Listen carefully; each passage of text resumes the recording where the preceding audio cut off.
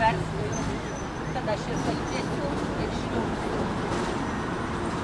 Todėl, kad aš esu ne tik Lietuvos žydų bendruomenės pirmininkė, bet aš esu dukra ir anūkė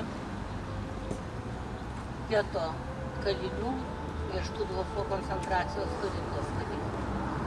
Mano mamai buvo 10 metų, kai prasidėjo karas.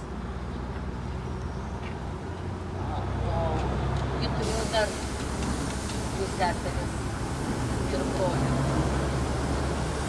Senelis turėjo malūną Vilniaus gatvės gale.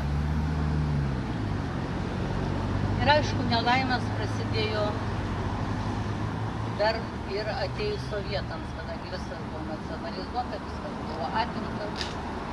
Ir kada į miestą įžengė naciai, vaikai, tame tarpe ir žydų vaikai, ir mano mama, bėgo su gėlėm juos pasitikti. O jie duodavo saldainių. Šitaip prasidėjo, atrodo, visiškai nekaltas žydų naikinimo procesas Šiauliuose.